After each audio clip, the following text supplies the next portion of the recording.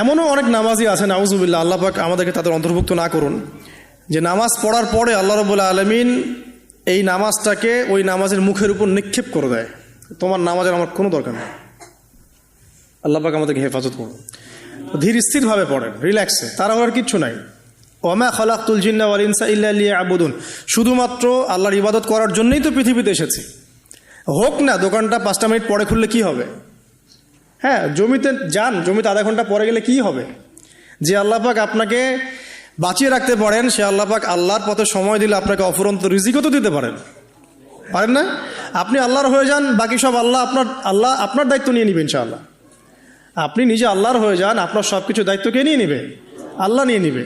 তো আল্লাহ পাক আমাদেরকে ধীর স্থিরভাবে আধ্যাত্মিকত্ব অর্জন করে নামাজ পড়ার তৌফিক দান করুন, আমিন। এখন আমরা যত ঝগড়া নামাজের বাহ্যিকতা নিয়ে, হাত বাঁধা, রফুল ইয়াদাইন, আমিন আর পায়ে পা, এগুলো নিয়ে ঝগড়ার শেষ আছে? নাই। ইসলামের বিরোধী শক্তিরা হাত ভেঙে ফেলার পায়তারা করে ফেলেছে অলরেডি। হাতই না থাকলে আপনি বাঁধবেন কোথায়? মনে করেন আপনার হাতই নাই, বাঁধবেন কি উপরে না নিচে? তো এই হাত তো ভেঙে ফেলার পায়তারা করা হয়েছে।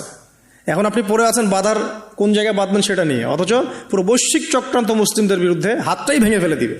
তুই বাঁধবি কোথায় হাত? তারপর দেখবো। এটা আমরা বুঝতে পারি না। এটা বোঝার জন্য যে জ্ঞান, ইলম, নূর দরকার তা তো নাই আমাদের মধ্যে। এই জন্য আপোষের ঝগড়া নিয়ে পড়ে আছি। যে ছোটোখাটো যে ইখতিলাফি মাসআলাগুলো চলে আসছে দীর্ঘদিন থেকে, এগুলোর কোনো সমাধানে আসতে পারবে না কিন্তু কেউ। পক্ষে বিপক্ষে কথা চলতেই থাকবে কিয়ামত পর্যন্ত, ওইগুলো নিয়ে আমরা ব্যস্ত আছি। তো আমি রিকোয়েস্ট করবো, নামাজের আধ্যাত্মিকত্বের দিকে ফোকাস করেন। নামাজের আধ্যাত্মিকত্ব কি? আপনি আল্লাহর সামনে দাঁড়িয়েছেন, দুনিয়ার সাথে এখন আপনার কোনো সম্পর্ক নাই, আপনি এবং আল্লাহ, মাঝখানে কিছু নাই।